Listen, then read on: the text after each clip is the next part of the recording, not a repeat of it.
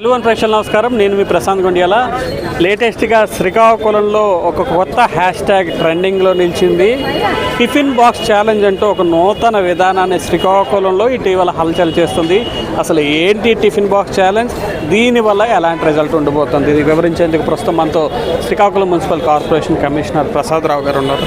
Sir, కొత్తగా ఏంటి tiffin box challenge, ఎక్కడి నుంచి తీసుకొచ్చారో, రిజల్ట్ ఏంటి? సో ఇది అంటే మనకి ప్రజల్లో అవగాహన కల్పించడానికి. ప్లాస్టిక్ మీద అందరికీ తెలుసు, ప్లాస్టిక్ వల్ల అనర్థాల గురించి చదువుకుంటున్నాం, వింటున్నాం, చూస్తున్నాం, పేపర్లో చూస్తున్నాం. చాలామంది జంతువులు ఆవు కడుపులో ఇన్ని కేజీలు ప్లాస్టిక్ అని. అయినప్పటికీ అవి చూసినప్పుడు అయ్యో అనుకుంటాం, తర్వాత మళ్ళీ యథావిధిగా మన పని మనం చేస్తూనే ఉన్నాం. సో దీనికి కేవలం ప్రభుత్వాలు కానీ కేవలం అధికారులు కానీ చేసేది కాకుండా ప్రజల యొక్క యాటిట్యూడ్లో, వాళ్ళ యొక్క ప్రవర్తనలో మార్పు అనేది రావాలి. ఆ ఉద్దేశంతో నేను ఈరోజు ఈ టిఫిన్ బాక్స్ ఛాలెంజ్ని చేపట్టడం జరిగింది. ఇదేంటంటే ఇది గతంలో కూడా నేను వేరే మున్సిపాలిటీలో చేసేటప్పుడు కూడా ఇది చేయడం జరిగింది. అక్కడ చాలా మంచి రిజల్ట్ కూడా వచ్చింది. పబ్లిక్లో కూడా సామాన్య వాళ్ళు కూడా, ఎవరైతే వాళ్ళు ఆ టిఫిన్ బాక్స్ లేని వాళ్ళు కూడా పాత మన గిన్నెల్లో చికెన్ తీసుకెళ్ళడం కూడా నేను వీడియోస్, ఫొటోస్ చూశాను. సో ఇది ఇక్కడ కూడా మన టౌన్లో ప్రజల్లో అవగాహన రావాలి.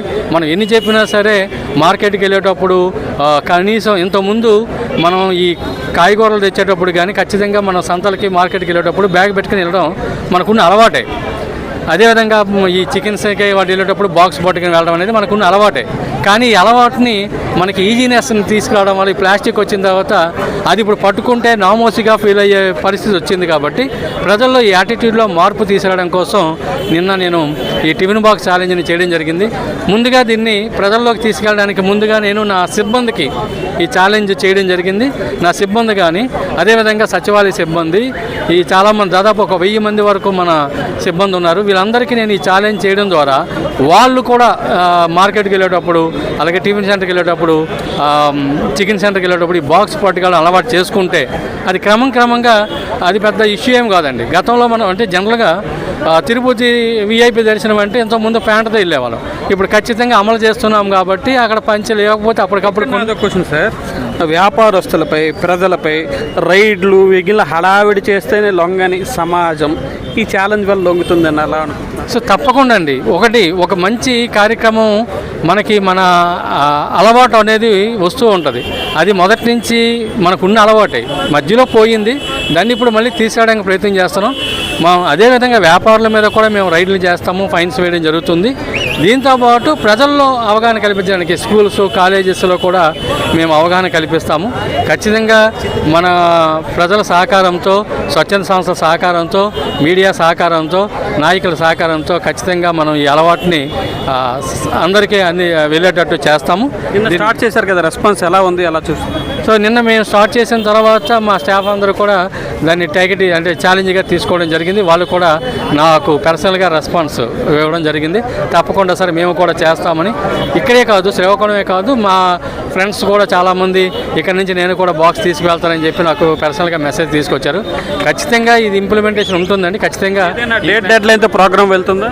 ఖచ్చితంగా అండి వెళ్తుంది. ఎప్పటికప్పుడు ప్రతి ఒక్కరిని కూడా దీని రిజల్ట్ని మేము కూడా వీడియోస్ చేయించి మళ్ళీ ప్రజలకి, ఎందుకంటే ఇది ఒకరోజు చేసిస్తే ఆగిపోద్ది కాబట్టి ఏ విధంగా దీని రిజల్ట్ ఉన్నది అనేది కూడా మేము ప్రజల నుంచి ఆ వీడియోస్ కూడా కలెక్ట్ చేసి అప్పుడప్పుడు మనం మీడియా ద్వారా పబ్లిక్ ద్వారా కూడా తెలియజేయడం జరుగుతుంది.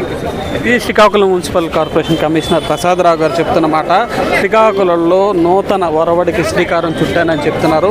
ఇప్పటికీ ఇంప్లిమెంట్ అయిందని, రిజల్ట్ ఇవ్వడం జరుగుతుందని చెప్తున్న పరిస్థితి ఉంది. టిఫిన్ బాక్స్ ఛాలెంజ్ ప్రస్తుతం శ్రీకాకుళంలో నడుస్తుంది. పెద్ద ఎత్తున ప్రజలందరూ కూడా దీంట్లో భాగస్వామ్యం అవుతున్నారు. క్యారీ బ్యాగ్స్ను, ప్లాస్టిక్ను పూర్తిగా నిషేధిస్తూ ఆ స్థానంలో టిఫిన్ బాక్సులను మాత్రమే, అది టిఫిన్కైనా, చికెన్కైనా, ఏ ఇతర వస్తువును క్యారీ చేయడానికైనా టిఫిన్ బాక్స్ను ఉపయోగించాలని చెప్పి కోరుతున్న పరిస్థితి. ఇప్పటికే ఇది శ్రీకాకుళంలో ట్రెండింగ్లా మారింది. ఇది కానీ రిజల్ట్ ఇస్తే స్వచ్ఛ శ్రీకాకుళం చేరుకోవడం ఎంతో దూరంలో లేదని చెప్పి అధికారులు చెప్తున్న పరిస్థితి. ఈ నేపథ్యంలో ఇది ఎప్పటికి రిజల్ట్ ఇస్తుంది అన్నది వేచి చూడాల్సిన పరిస్థితి ఉంది. శ్రీకాకుళం జిల్లా కేంద్రం నుంచి ప్రశాంత్, తెలుగు 1 న్యూస్.